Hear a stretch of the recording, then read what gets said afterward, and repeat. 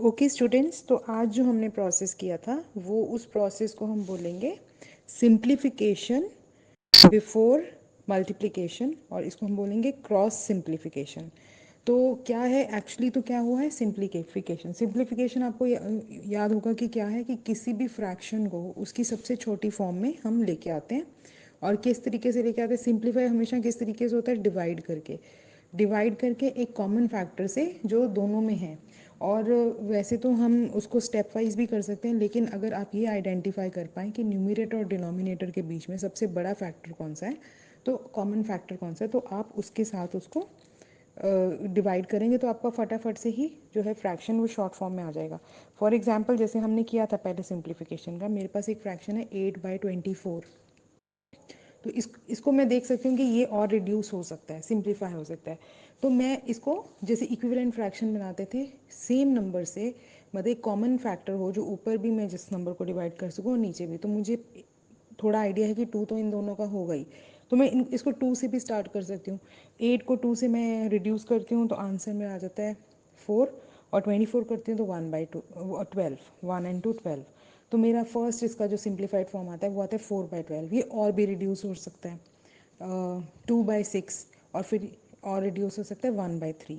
लेकिन अगर मुझे ये आइडेंटिफाई हो जाता है कि इनमें सबसे हाईएस्ट कॉमन फैक्टर कौन सा है, तो मैं फटाफट से कर सकती हूँ। जैसे यहाँ केस में मैं देख सकती हूँ जो 8 है उसके टेबल में 24 आता है, तो 8 यहाँ पे कॉमन जो है हाईएस्ट फैक्टर है। तो 8 1 8 एंड 8 3 24। तो मैं फर्स्ट स्टेप में ही अपनी बिल्कुल जो सिंप्लीफाइड फॉर्म पे पहुंच सकती हूँ। कब पहुंच सकती हूँ, जब मैं ये आइडेंटिफाई कर सकती हूँ कि दोनों के बीच में सबसे हाईएस्ट फैक्टर कौन सा है। लेकिन अगर मुझे नहीं पता तो फिर मैं स्टेप वाइज चलूँगी। पहले मैं 2 से इसको डिवाइड करके देखूँगी, हो सकता है अगर 2 के बाद वो 3 से भी होता हो तो मैं कर सकती हूँ। या फिर अगर मुझे लगता है कि 4 से आता है, 2 भी नहीं, मुझे 4 से समझ आता है कि हाँ मैंने ये 8 और 24 4 के टेबल के आते हैं, दोनों फैक्टर हैं, तो मैं उससे भी कर सकती हूँ। फिर आपका एक स्टेप और बढ़ता है। बट सिंप्लीफिकेशन हम क्यों कर रहे हैं, अपने ज़िंदगी आसान बनाने के लिए, ताकि हमें आसान सवाल का वो क्वेश्चन करना पड़े। तो इसलिए जितना अगर हमें हाईएस्ट फैक्टर पता होगा तो हमारा और भी जल्दी स्टेप्स कम हो जाएंगे। तो ये तो था जब हमारे पास एक फ्रैक्शन थी। एक फ्रैक्शन रहती है तो हम उसको सिंप्लीफाई कैसे करते हैं। आज जो मैंने आपको क्लास में कराया वो था क्रॉस सिंप्लीफिकेशन। उस प्रोसेस को बोलेंगे क्रॉस सिंप्लीफिकेशन। वो क्या चीज़ है, वो सिर्फ कहाँ पे यूज़ होती है, पहले तो वो पहले सिर्फ यूज़, आप ये याद रखिए, वो मल्टीप्लिकेशन और डिवीजन इन दोनों ही उसमें यूज़ होगी। वो एडिशन और सब्ट्रैक्शन में बिल्कुल यूज़ नहीं होगी। उस केस में सिंपल वाली जो नॉर्मल सिंप्लीफिकेशन है, तो हम नाम देंगे, जो हम एक्चुअल जो सिंप्लीफिकेशन करते हैं उसको हम बोलेंगे वो नॉर्मल सिंप्लीफिकेशन है, जब हम सेम ही फ्रैक्शन का न्यूमरेटर और डिनोमिनेटर को हम सिंप्लीफाई करते हैं। और दूसरी टाइप की ये जो सिंप्लीफिकेशन है इसको हम बोलेंगे क्रॉस सिंप्लीफिकेशन।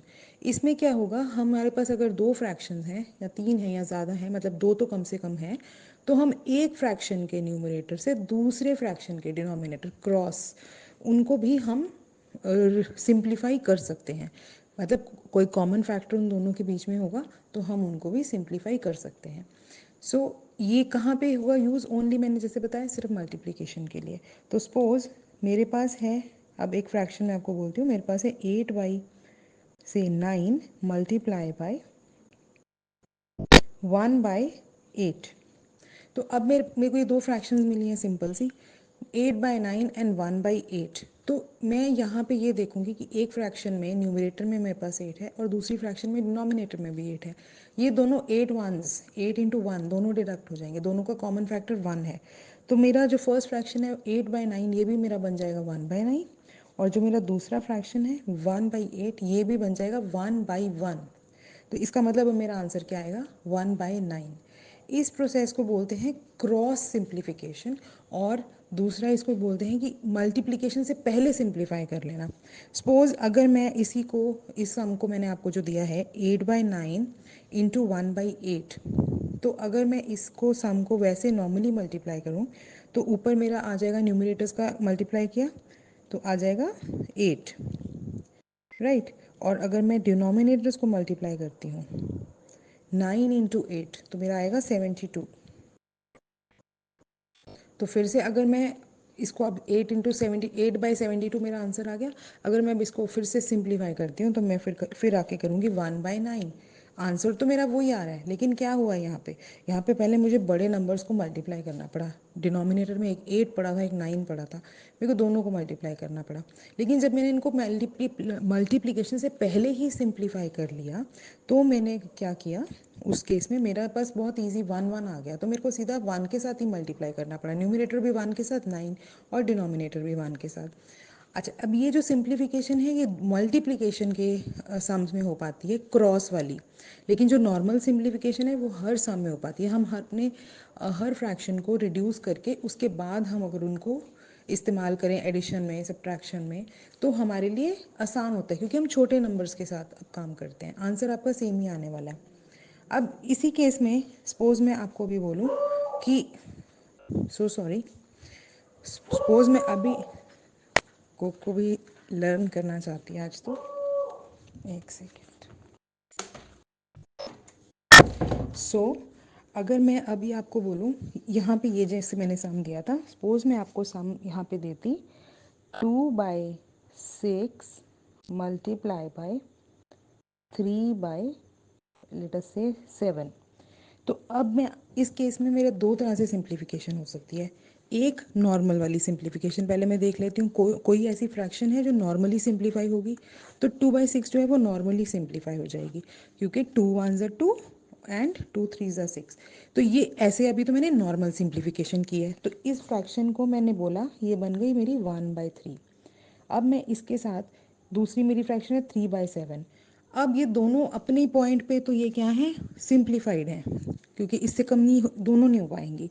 लेकिन अब मैं ये देख लेती हूँ कि क्या क्रॉस सिंप्लीफिकेशन मैं कर सकती हूँ, एक फ्रैक्शन के न्यूमरेटर को दूसरे फ्रैक्शन के डिनोमिनेटर के साथ काट सकती हूँ। तो हाँ, यहाँ पे हो सकता है, क्योंकि एक 3 मेरा न्यूमरेटर में पड़ा है, एक 3 डिनोमिनेटर में पड़ा है।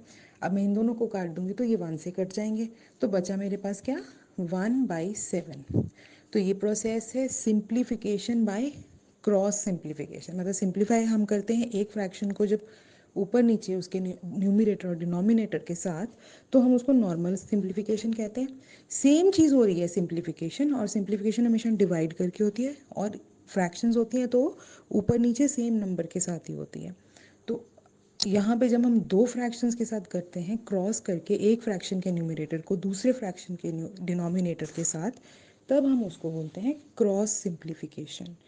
एंड इसके रीज़न ये है कि हमें अब अपने आंसर्स जो हैं वो इजीली थोड़े छोटे नंबर्स के साथ मल्टीप्लाई करने पड़ रहे हैं, क्योंकि अगर हमने बड़े नंबर्स के साथ मल्टीप्लाई किया तभी भी लास्ट में जाके हमको सिंप्लीफिकेशन करनी है, और आंसर फिर हमें छोटा ही लेके आना है, तो प्रोसेस बड़ा हो जाता है। इस प्रोसेस से, इस प्रोसीजर से इट इज़ अ शॉर्टकट। तो आपकी जो है मल्टीप्लिकेशन के सम्स जो हैं वो ईजी हो जाते हैं।